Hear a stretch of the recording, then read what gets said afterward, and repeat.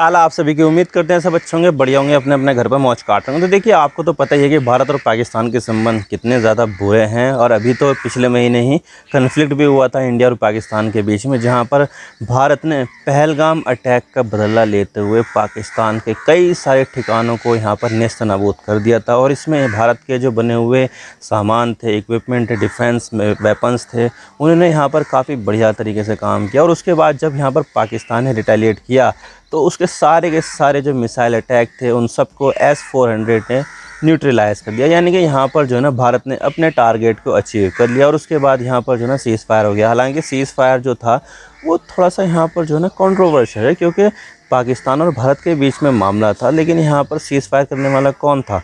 Donald Trump थे। Donald Trump ने यहाँ पर अनाउंसमेंट की थी कि भारत और पाकिस्तान के बीच में सीज़ फायर होगा। और अब तक ये 25 से भी ज़्यादा बार कह चुके हैं, दोहरा चुके हैं। भारत ने यहाँ पर इस पर आपत्ति जताई थी, लेकिन यहाँ पर फिर भी इस चीज़ को लेकर वो मान नहीं रहे हैं। तो ये थोड़ा सा यहाँ पर कंट्रोवर्शियल मामला है। लेकिन यहाँ पर भारत ने दिखा दिया था अपने अदम्य साहस का परिचय कि हम यहाँ पर क्या कर सकते हैं। हमारे ऊपर अटैक होता है तो हम यहाँ पर पूरी तरह से तैयार है और पूरी तरह से रिटेलिएट करने के लिए यहाँ पर जो है ना हम तैयार हैं। तो भारत ने यहाँ पर ऐसा किया था।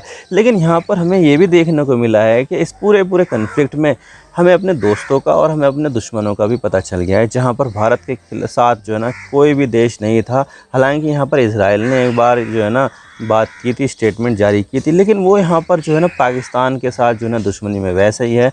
तो इतना ज़्यादा कोई ख़ास यहाँ पर उसका वेटेज तो नहीं होगा। लेकिन यहाँ पर पाकिस्तान के सपोर्ट में बहुत सारे देश आए थे, जैसे कि यहाँ पर चाइना था। चाइना तो खुलकर यहाँ पर पाकिस्तान के सपोर्ट में है। 80% से भी ज़्यादा जो सामान पाकिस्तान की आर्मी में है वो कहाँ से आए हैं? वो चाइना से आए हैं। चाइना यहाँ पर उनको सप्लाई करता है। तो भारत के लिए तो चाइना बहुत बड़ा दुश्मन है, क्योंकि वो हमारे दुश्मन को वेपन्स सप्लाई करता है और उनके ही वेपन से हमें यहाँ पर नुकसान पहुँचता है। तो यहाँ पर चाइना हमारे लिए बहुत बड़ा दुश्मन है। और इसी के साथ ही यहाँ पर अज़रबैजान भी खुल के सामने आया पाकिस्तान के लिए, और यहाँ पर टर्की भी सामने आया पाकिस्तान के लिए। अब देखा जाए तो यहाँ पर जो टर्की है वो यहाँ पर काफ़ी ज़्यादा इम्पॉर्टेंट है, क्योंकि यहाँ पर भारत और टर्की के पहले संबंध अच्छे होते थे। लेकिन यहाँ पर कश्मीर के मुद्दे को लेकर और अपने आप को मुस्लिम दुनिया का रहनुमा बनने को लेकर टर्की जो है ना काफ़ी ज़्यादा मुखर हुआ है। और यहाँ पर काफ़ी सारे ऐसे स्टेप चले हैं जिससे यहाँ पर इंडिया नाराज़ हो जाए और यहाँ पर पाकिस्तान खुश हो जाए। और इसी चक्कर में यहाँ पर पाकिस्तान को काफ़ी सारे वेपन सप्लाई किए, जैसे कि बायरक्तार का TB2 ड्रोन जो काफ़ी फेमस ड्रोन हुआ था आर्मेनिया के वॉर में, और साथ ही यहाँ पर रशिया यूक्रेन के वॉर में भी काफ़ी ज़्यादा फेमस हुआ था। इसके अलावा यहाँ पर अकिंची ड्रोन उसके पास है, और कई सारे यहाँ पर छोटे छोटे ड्रोन भी यहाँ पर टर्की ने पाकिस्तान को सप्लाई किए हैं। लेकिन अगर हम यहाँ पर देखें कि यहाँ पर कोई सी मिसाइल सप्लाई की, मिसाइल का तो नहीं पता, लेकिन अब यहाँ पर जो है ना एक ऐसी मिसाइल टर्की ने बना ली है जिससे कहीं ना कहीं यहाँ पर जो है ना पाकिस्तान को बहुत ज़्यादा बेनिफिट होने वाला है। और ये जो मिसाइल है वो कोई और सी नहीं बल्कि टाइफून 4 हाइपरसोनिक मिसाइल है, जो हाइपरसोनिक स्पीड से चलती है। तो आज इसके बारे में पूरी डिटेल के साथ बात करते हैं, किस तरह की ये हाइपरसोनिक मिसाइल है, किस तरह से यहाँ पर जो है ना टर्की और पाकिस्तान के बीच में जो संबंध है वो यहाँ पर भारत के लिए कहीं ना कहीं मुश्किलें पैदा करेंगे, और क्या ऐसी मिसाइल है, किस तरह से यहाँ पर इस मिसाइल को रोकना लगभग नामुमकिन है, सब बात करते हैं। लेकिन उससे पहले अगर आप चैनल पर नए हो ना, सब्सक्राइब जरूर कर देना। आपके एक सब्सक्रिप्शन से हमारे कंटेंट बनाने की मोटिवेशन मिलती है। और क्या यहाँ पर भारत को टर्की और पाकिस्तान के खिलाफ और स्टेप चलने चाहिए, या फिर इस मिसाइल के जवाब में हमें एक ऐसा एयर डिफेंस सिस्टम डेवलप करना चाहिए जो हाइपरसोनिक मिसाइल को भी रोक दे? कमेंट सेक्शन में जरूर बताइएगा। तो चलो शुरू कर दो। तो सबसे पहले हम यहाँ पर बात कर लेते हैं कि हाइपरसोनिक मिसाइल होती क्या है। तो देखिए, हाइपरसोनिक का मतलब है हाइपरसोनिक स्पीड से चलने वाली मिसाइल। और ये जो स्पीड डिटरमाइन की जाती है वो मैक 5 से डिटरमाइन की जाती है। मैक 1 यानी कि साउंड की स्पीड हो गई। तो साउंड की स्पीड से जो भी मिसाइल उसकी 5 गुना ज़्यादा स्पीड से ट्रैवल करेगी तो वो यहाँ पर हाइपरसोनिक मिसाइल कहलाई जाएगी। और हाइपरसोनिक मिसाइल की जो टेक्नोलॉजी है वो सिर्फ कुछ ही देशों के पास है, जैसे कि अमेरिका के पास तो अभी नहीं है, अमेरिका इसको डेवलप कर रहा है। लेकिन यहाँ पर रशिया की मिसाइल है, जिरकॉन नाम की मिसाइल आपने सुना होगा। इसके अलावा चाइना के पास है हाइपरसोनिक स्पीड वाली मिसाइल, और सरप्राइजिंगली ईरान के पास भी हाइपरसोनिक मिसाइल है। रिसेंटली यहाँ पर ईरान और इजराइल के बीच में जो 12 दिन की वॉर हुई थी, तो उसमें यहाँ पर ईरान ने हाइपरसोनिक मिसाइल का इस्तेमाल किया था। और यहाँ पर इस मिसाइल को इजराइल का कोई भी एयर डिफेंस रोक नहीं पाया था। तो आप समझ सकते हैं कि कितनी ज़्यादा खतरनाक एयर मिसाइल है। और हमने इसके वीडियो भी देखे थे कि आई थी और पलक झपकते ही उसने अपने टारगेट को हिट कर दिया था। तो ये कहानी होती है हाइपरसोनिक मिसाइल की, और इस तरह से इतनी स्पीड से चलती है कि कोई भी एयर डिफेंस सिस्टम उसको रोक ही नहीं सकता। क्योंकि मान लीजिए, देखिए कि कोई सी मिसाइल है हाइपरसोनिक से चलने वाली, और उसको यहाँ पर अगर रोकना है तो उसको उसकी स्पीड से ज़्यादा स्पीड होनी चाहिए, तभी तो वो रुक पाएगी। अगर यहाँ पर हाइपरसोनिक मिसाइल है कि उसकी स्पीड मान लीजिए मैक 10 है, लेकिन उसको रोकने वाली जो मिसाइल है उसकी स्पीड जो है ना मैक 2 है, तो वो कैसे उसको रोक पाएगी? ये तो नामुमकिन ही है। तो यहाँ पर इसी वजह से, इसी स्पीड की वजह से उस मिसाइल को रोकना लगभग नामुमकिन है। और इसी वजह से यहाँ पर ईरान ने इजराइल को इतना ज़्यादा नुकसान पहुँचाया था। तो ये होता है यहाँ पर हाइपरसोनिक मिसाइल, और इसी वजह से इसको बहुत ज़्यादा ख़तरनाक मिसाइल माना जाता है। तो अब यहाँ पर ये जो हाइपरसोनिक मिसाइल है, इसकी सारी की टेक्नोलॉजी यहाँ पर अब टर्की के पास भी आ गई है। और टर्की भी यहाँ पर उन कुछ चुनिंदा देशों के में शामिल हो चुका है जिसके पास हाइपरसोनिक मिसाइल अभी मौजूद है। और उससे रिलेटेड इन्होंने तो एक वीडियो भी पोस्ट किया है जब ये यहाँ पर अपनी जो हाइपरसोनिक मिसाइल है वो लॉन्च कर रहे हैं। तो मैं आपको वीडियो दिखाना चाहता हूँ कि आप वीडियो देख लीजिए वो कैसा वीडियो है।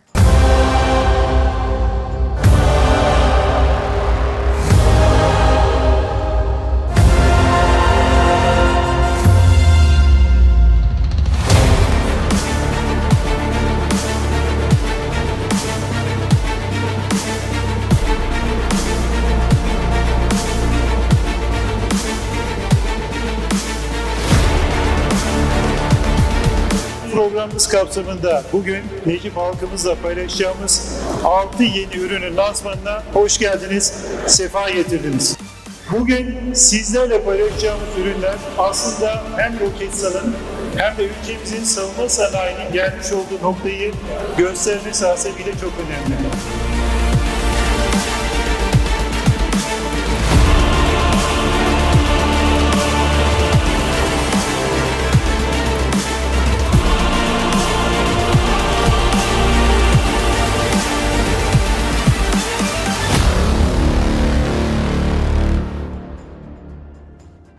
तो तुर्की में एक यहाँ पर जो है ना डिफेंस एक्सपो हो रहा था। तो डिफेंस एक्सपो में यहाँ पर तुर्की ने इस तरह की जो मिसाइल है वो यहाँ पर पेश की है, और इस मिसाइल का नाम है टाइफन 4। अब देखिए जो टाइफन 4 है ना वो यहाँ पर तुर्की की एक बैलिस्टिक मिसाइल का मतलब यहाँ पर जब उसको छोड़ा जाए तो धरती के जो एटमॉस्फेयर है उससे निकलकर यहाँ पर फिर बाद में री एंटर करती है। तो इस तरह की जो मिसाइल होती है वो बैलिस्टिक मिसाइल होती है। तो ये भी एक तरह की बैलिस्टिक मिसाइल ही है, और इसकी जो रेंज है वो 800 किलोमीटर की है। अब देखिए जो 800 किलोमीटर की जो रेंज है ना, ये तुर्की की सबसे ज़्यादा रेंज वाली मिसाइलों में से एक है। मतलब कि यही सबसे ज़्यादा रेंज वाली मिसाइल अब बन चुकी है, और ये जो है ना अभी 2300 किलो का वॉरहेड ले जाने में सक्षम है। हालांकि देखा जाए तो ये इतना ज़्यादा तो नहीं है कि एक न्यूक्लियर वेपन्स जो है ना ये कैरी कर सके। तो न्यूक्लियर वाली तो मिसाइल ये नहीं है, लेकिन हाँ यहाँ पर जो कन्वेंशनल वेपन्स है उसको ये कैरी कर सकती है, ताकि यहाँ पर जो है ना वो डैमेज कर सके जो नॉर्मल मिसाइलें यहाँ पर करती है, जो नॉन कन्वेंशनल मिसाइलें हैं। तो ये भी इस तरह की मिसाइल है। लेकिन यहाँ पर इसके बारे में ये बताया जाता है कि इसकी जो स्पीड है वो मैक 5 है, यानी कि ये हाइपरसोनिक मिसाइल की डेफिनेशन में फिट हो जाती है, और ये कमांड सेंटर और एयर डिफेंस सिस्टम और दूसरे हाई वैल्यू टारगेट को यहाँ पर हिट कर सकती है। यानी कि ये बहुत ज़्यादा ख़तरनाक मिसाइल बताई जा रही है टर्की की तरफ से। तो ये जो है ना अपने आप में काफ़ी ज़्यादा जो है ना एक टर्की के लिए एक ब्रेक थ्रू है। लेकिन हमें यहाँ पर ये भी गौर करने वाली बात है कि टर्की के जो संबंध हैं वो पाकिस्तान के साथ बहुत ज़्यादा अच्छे भाई भाई वाले संबंध है। कभी यहाँ पर टर्की के राष्ट्रपति एर्दोगान यहाँ पर पाकिस्तान विज़िट करते हैं, तो पाकिस्तान के प्राइम मिनिस्टर शहबाज शरीफ यहाँ पर जो है ना टर्की विज़िट करते हैं। तो दोनों का आपस में ये विज़िट का मामला जो है ना चलता रहता है। और इसी में यहाँ पर जो टर्की है वो पाकिस्तान को काफ़ी सारे डिफेंस इक्विपमेंट जो है ना सप्लाई करता है।